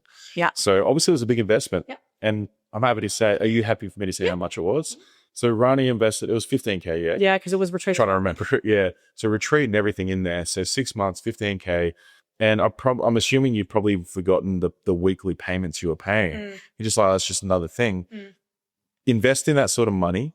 How do you feel having invested that with the return on investment you've gotten? Because you talked about ROI. I mean, people are probably listening and go, well, technically your life has changed from investing that sort of money. Yeah. So even prior to working, and I'll answer that question, but even prior to working in travel, like I said, with the ROI, it's like, how much are you willing to invest to change your fucking life? Because that's it. Well, how much is it going to cost you? How much is it going to cost you to stay there, you know, feeling depressed, feeling anxious, saying the same fucking story? What is that going to cost you? And I, you know, again, even prior to working together, getting curious about, like, genuinely as a listener right now, like getting curious about write a letter, like write out a list. What will it cost me if I don't change? What will it cost me to stay the fucking same? You know, and I went so deep into it that it was basically like, it will fucking cost me my life if I don't change. And so sometimes you need to, and I know that sounds intense, but sometimes you need to get so clear on, actually, if I keep fucking repeating this goddamn same shit that you've been doing for weeks, months, days, years on end, what will it look like 3, 5, 10 years time? Now, is that pitting you? What we call a bit of a pit, a little bit, where it puts you in your pain. But humans run towards pleasure or pain. For a lot of people, they don't even know how good it can be. They don't really know what the pleasure can be. So what do we need to do? You need to feel your fucking pain a little bit and go, holy fuck. Like, I don't want to fucking die. And for me, that was such a wake-up call to be like, oh my God. So, you know, was it a big investment? Yeah. And also though, if you think about, you know, if you want to talk about psychology and we think about, say, you versus another coach, you're 15 grand, that person over there's 3. Automatically, listeners, what are you going to go with? Automatically, I'm going straight, like, it's by psychology. I'm going straight to Trav because I'm like, well, he's charging more. That must mean what I get is higher quality. It also must mean my ROI is going to be more expensive. Think about a car. Think about a 15-year-old car versus a 1-year-old car. 1-year-old car is obviously more expensive versus the 15-year-old. The 15-year-old car might do its job, probably has some challenges, you know, it might still get you around from A to B. Is the brand new car going to be more expensive, though we're going to have less issues and probably last you longer? Of course it is. So what are you going to pick? Fucking new car if you can make it work. So it wasn't am I going to do this? It was, how can I make it work? And that's any investment that I've ever had to do. And especially larger ones like that. It was like, okay, right. How can I do this then? It's cool because, like, obviously not many people think that way. Yeah. That's the thing. Like, there's always going to be a bit of resistance. Like, for me personally, when I had my first mentor like 3 or 4 years ago, I think it was like a 10K investment. And I was like, I didn't really question, like, because I knew she was going to help me. Yeah. And I got like a loan to consolidate some debt, pay for that as well. I think the interest rate was crazy, but I was like, fuck it. I know what's going to happen. And 3 months in, she helped me make like 40K in a month. Mind you, I have like 16 clients. So I was like, holy fuck. And I shut down for 3 months because the overwhelm of like making this money broke my entire reality. So how the hell is this possible? My whole life I've been making maybe $1,000 a week. I didn't even know this was even possible for a human being. So it broke me, my nervous capacity to hold money, all these things. So, you know, people are hearing this and go, yeah, it's all well and easy for you to say, Rani, because you've done this, you've done that, you've done that. But the people that are listening that are ready for this shit, how did you overcome? Because the only thing stopping most people is fear. That fear of, is this going to work out? Will I change who I am? Yeah, of course, that's the point of it. Will I lose people? Probably. You might break up with that relationship you don't want to be in, or it'll get better. Yep. You'll get a better job. Maybe your business will grow. All these things that have happened for you. How the fuck did you make that just first little leap? Because I don't even remember really selling you. I already knew I wanted it. But the way that I buy, and also like, because I'd done development before, I already kind of knew how I bought. So I understood sales psychology. So I was like, there's no use in selling to me. Because I'm like, I already understand how it works. And the way that I buy is I don't buy from like, other coaches are probably going to listen to this and be like, oh, I know, she buys. I'm going to try and sell her. But if you came to me and you were salesy, I was like, going to be no. But I'm more of someone who observes. So also clients that will buy from me probably do the same. They observe for a while. And then once I got a taste of it, I was like, yeah, okay, cool. But I kind of knew after the first call. I knew after that, I was like, yep, cool, I'm in. But I guess, how did I initially get over are we talking like the very first investment ever or the line with you? The line where it's like you had the taste, because I've had heaps of people would be the one. Yeah. You have, because I'm not working with people who've just started. We're going to current Rani. You have that moment where you're like, fuck, Trav just showed me things no one else has showed me. But I don't want to keep going because I know he's going to show me more. Like, how do you get over that feeling? Because there's so many people that have done a tech talk with me, and I haven't done the whole like, you've done one, brother. Now what are you going to do? You're going to keep going like you pussy, whatever. I've not sold. I probably need to do that more because I realized that, you know, I said this the other day and it worked really well. Have you seen Lord of the Rings? Yeah. Thank God. Gandalf came to Frodo. Frodo didn't come to Gandalf. Yeah. He showed up at the Shire and knocked on the door and was like, hey, I want you to go on this fucked up journey to save the world. Bit of convincing. And it was on, right? But Frodo didn't go to Gandalf going, I'll take that ring and kill myself almost to get to, you know, save everything. So most people are like I look at that and I go, I could have been on you a bit more Gandalfy, but for you, what was that feeling from me that you were like, Trav's going to help me do this compared to someone else? Because there's so much, what would you say? Not unsure, like an unsure feeling of like, will this work out? I guess I didn't have that. Yeah, so I didn't really have the, because I genuinely, I think you can make it unless it's really fucking shit. I genuinely think you can make pretty much anything work, but you have to decide because it's the whole, you can take the horse to water, you can't make it drink it. I feel like what got me over the line was like what you showed me was still operating underneath the surface. So it was through the experience that I felt. And I was like, ooh. And then it was kind of like what came up after that to be like, oh, fuck. Okay, actually, there's this and playing out. Okay, cool. So I was aware that I could like push you away, but I was like, they're fucking open now. The little boxes are open. And I'm someone, and I don't know, I feel like I've probably always been this way. Once I'm aware of something, I need to do it now. Why the fuck am I waiting on it? So once those things popped up, I was like, oh, once you're aware of it, you can't become aware of it. You know, listeners, like it's the whole, like if I told you to think about a blue tree, you're going to think about a blue tree. Once you're aware of it, you can't be unaware of it. You can't not see it again. So I feel for me, it was like once you show me what's possible, I guess what's still actually operating is probably blocking me from creating what I do want to create. I was like, right, well, lit. Thanks, Trav. I've got to do this now. And now we sit here literally at a moment of time for 6 months. Fucking crazy, eh? Like it's dude, look at where you're living. I know, it's wild. We were literally living in a house. You were like just like off life, essentially. It was really funny. I was saying to Trav earlier, Trav came into our apartment and I said to him, like, even just look at the view, because you can see the beach from our apartment, our balcony. And but looking out of it for I reckon a good 2 weeks, I said to Trav, like, I was proper dissociated, where it didn't feel real. Everything felt fake.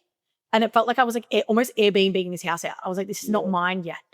And Do you think that was catching up to your identity? For sure. Yeah. I was like, this is fucking crazy. Like, what the fuck? Yeah. And like bumping into people that I know from social media and having conversations with them, I was like, what the fuck's going on? So, you know, and being so aware that I'm like, I'm fucking becoming that. I look at who you've become and it's pretty insane because like you're already doing cool things, but this is just a whole nother level. Yeah. What do you think's possible for you now? A lot. Like if I talk, you know, what I want to achieve before I'm 30 and I could collapse time, earlier than that, I know that I want to have a coaching company. Like I know that's what I want to do. I want to, whether it's I have a certification that people come in and, you know, but I want to be the head, like the CEO shit. And I want to be able to delegate a lot, but I want to have facilitators or coaches underneath me. Is it more PT stuff? Or? Fitness is still a really big part of it. I think for a long time now, I was really like, but it can't be that because I understand psychology. I understand how the brain works. I understand the root cause is more than that. So I feel that I really had rejected it for a really long time to be like, it's not that, it can't be that because that is still part of the symptom. Yeah. But I see you doing a hybrid version. Yeah, so I don't want it to just be that. I want to have PTs that do breath work, mindset. Yeah, so I want to have modules. I want to have education. If you're really struggling with anxiety in the gym, do this. You know, if you're really struggling to breathe, learn how to breathe properly. I want to teach. You know, and this is all the breathwork stuff that I do. I want to teach you how to diaphragmatically breathe properly. 90% of people who train do not breathe properly. Yeah. You know, I want to teach you how to make your training and I guess experience with your body so much better that is not just about the fitness and the nutrition. Is that a part of it? Yeah, I still fucking love it. And I'd be lying to myself if I sat here and was like, I don't like it. I do. I fucking still froth it. But I want to do something that other people are not doing. Because you hear other coaches, I've listened to other podcasts, you know, where other PTs are sitting on it. You do all the best you can with the resources that you have. It's like, you just got to work on your mindset. And even some of the stuff it's still real surface. It's still like, oh, you know, do what your higher self would do. Yeah, babe, but if you have shadows and shit playing out, like it's not as simple as that. So that's really what I want to step into. Really, and I don't see myself leaving face-to-face yet. It might be reduced time. So right now I've had to grow it. We've grown it. I want to scale my online. Then what the next kind of part would probably look like is eventually bringing in team. And it feels a little bit like my ass was puckering when I think about that. It's a good moment. But even I set goals probably maybe a month into, I've been in this apartment maybe for almost 3 months. It took me a while to want to actually sit down and set the goals because I was like, whoa, I'm not even adjusted to this fucking shit yet. I'm not ready to do this. And what came up for me was like, I want to have team. I know Elle and I, I'm sure she's not going to mind that I share it. I know we want to have a space.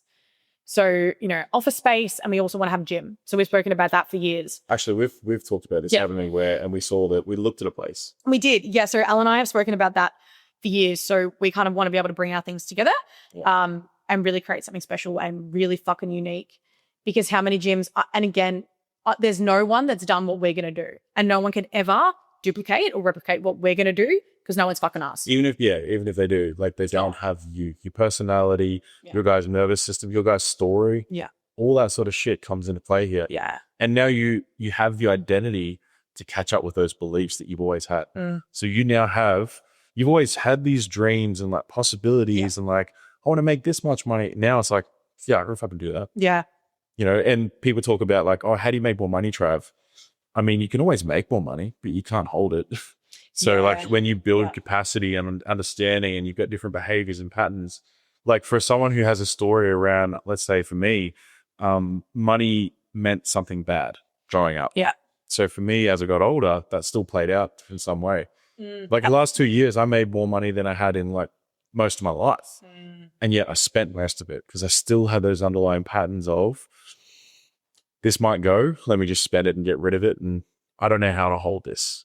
So it's like building the financial literacy on a logical level, but then also having a nervous system capacity to hold it, which you now have, right? Yeah. I also think I just thought back to when I was like just going out on my own when I was like 19, 20.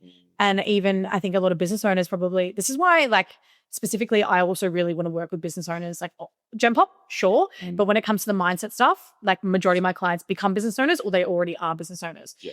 And the reason why this work's so fucking important is you've probably built something super successful, but you're not able to, you've hit a bottleneck. You can't continue to move, or your body's fucking trying to scream at you and it's showing up in injuries, illnesses, whatever, and a super dysregulated nervous system because you've built something from fucking your sympathetic state. You've been going and hustling for years, and now you're trying to lose weight and get into you've got everything else and you're trying to get fit as fuck and you can't because you've been burnt out. But even circling back, and I think, again, a lot of what other business owners notice how much money shit comes up when you do have a business. I wasn't really aware of how much money shit I had. I remember first consultation I ever fucking had. I swiveled my computer around and I showed the client that I was with. I was like, these are my prices. Here you go.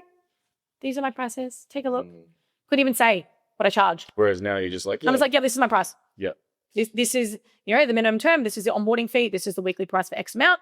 You have to do X, Y, Z. If you want to, once the contract's complete, blah, blah, blah. Listen to what you just said then, because you now have that same conviction you spoke about in me. I trust Trav to take me where I need to go. Yeah. You've now got that. Yeah. And you're now doing it for other people. That makes me really happy because I'm like, fuck, like in an industry that is so uncertain and full of shit, you're one of the real ones. And I know that I helped you. Yeah. So I like look at that and I've got so much pride because I'm like, yeah, Rani, someone I worked with, Sarah, like all these people, and they're all good people doing cool shit in such good ways. And I'm like, well, not only did I help you guys shift all these patterns and shadows and beliefs and nervous system capacity, but I think I helped you become kind of a version of me. How I show up, I think that rubbed off on you guys in some way, which is really cool to hear. You know? Yeah. The certainty thing for sure probably came out a lot. And I even think the way that I coach now, or the way that I facilitate certain things. But again, you got to remember like the way that you are, I guess, as a person, or the way that you do things, you model it. Yeah. And I hadn't seen a different way yet. So I think that you showed me a different way to do things that it can also be as effective, if not more. Yeah. And it's like, it's still your way, because I don't want anyone to like copy me in a way of just becoming another technician. No. Yeah. But you've taken those pieces and put them into how Rani operates. It could be like, when there's silence, rather than closing the gap. Just fucking, okay, sit back. That's cool. So it's not, no one can ever duplicate you, but it's like taking things that I've seen and adapting it to the way that I want to do it, that I had not seen done. That's before. Part of it, yeah. So obviously I could talk to you for the next 6 hours. Clearly people by now are like, okay, so she clearly it got a lot from what you did with Trav. Yeah.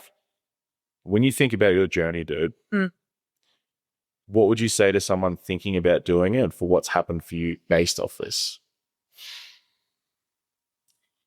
If I'm the person that I am now, after doing years of work before Trav, and then probably having the most amount of growth the fastest within 6 months, and I'm the version of myself that I am now, like, why wouldn't you? You know, I think it's so easy for me to sit there and just like, don't think, just do it. Just invest. Take the step. Take the leap first. All that fucking bullshit. But I'm definitely someone who I'm never going to promote someone that I don't believe in. Yeah. And I wouldn't want you to either. No, and, you know, I'm someone who I very much live by my values, and I would like to think that I'm a great fucking judge of character. And Trav's someone that came into my life earlier in my journey, and we just stay connected. And there's a reason why that person's probably showing up for you. So, you know, so I watched fucking Trav's content for ages. I'm like, fuck, you see me, you know, and it made me feel a little bit scared. But also after that first call, I was like, worst case scenario, you get on a call with Trav, and you're like, oh, maybe not, yeah. But genuinely, I refer Trav so much. If someone's out of my scope, or, you know, I don't want to work with them. No, it's only if they're not really my ideal client that I'd be like, go see Trav.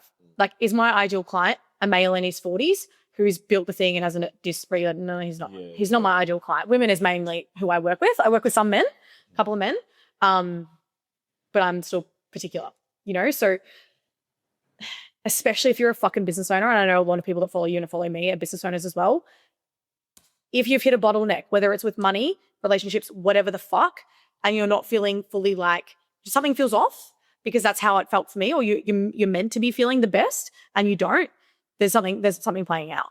And honestly, I can't like recommend Trav enough. You know, even my fucking testimonial, I was like, testimonial is all elite. Yeah, I've done so much work over the last 5 years, and if this has been the thing that's really got me to that next level, fucking do it.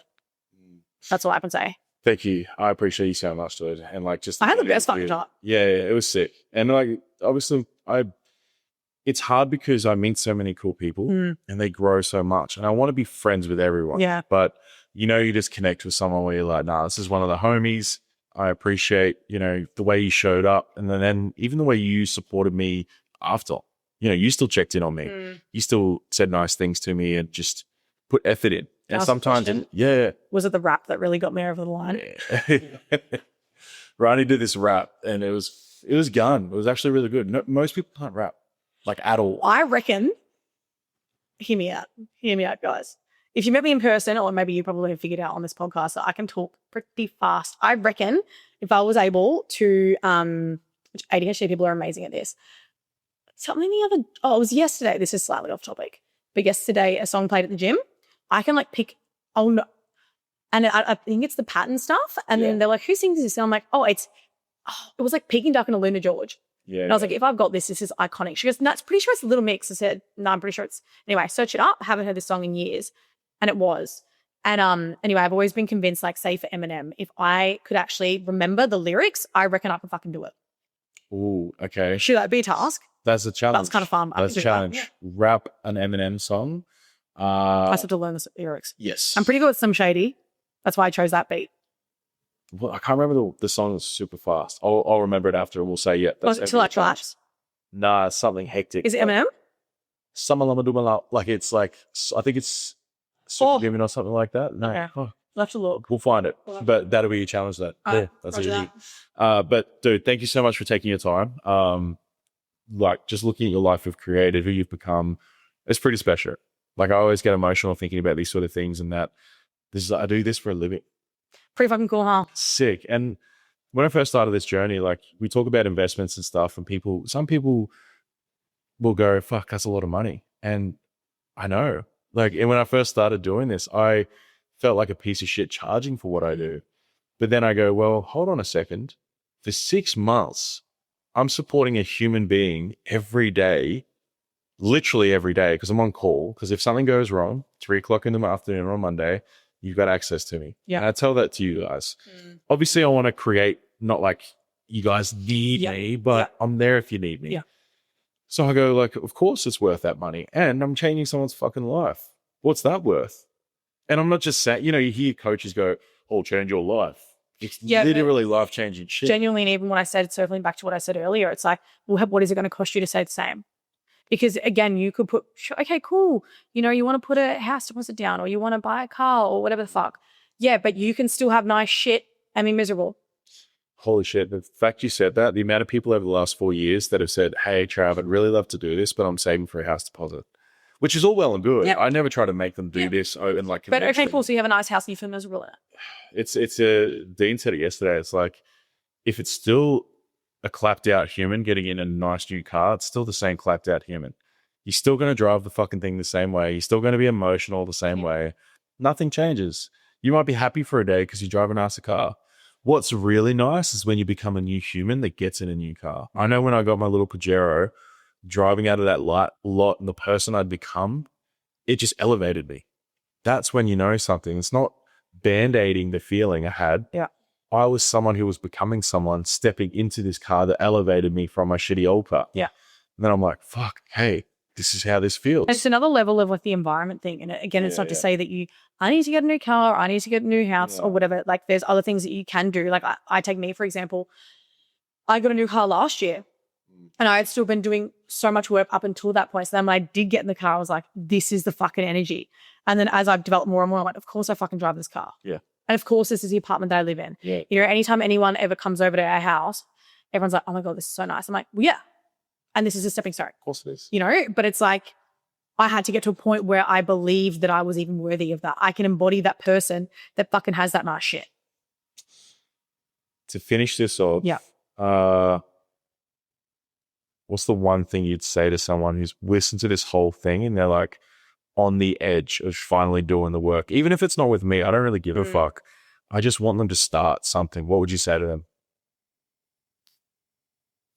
The thing that's coming to me right now is believe and you can. And even if it's delusional belief. Do you know how delulu people, I was to start a business at 19, to quit every job that I had at 20? Like you have to be fucking delusional. And if you can be so delusional and have full belief, even if it doesn't feel real yet, and go, I can do it, it's going to work. Absolutely. Thank you. Thank you so much for having me. Yeah, it was amazing. Great. Thank you everyone for listening. As usual, I'm the technician, but I need technicians with me. So if you want to help out, share this with your friends. Let me and Rans know what you took away from it. Put it on your socials, whatever. Tell me how it went, and let's help change this culture together. Let's go. Fuck yeah.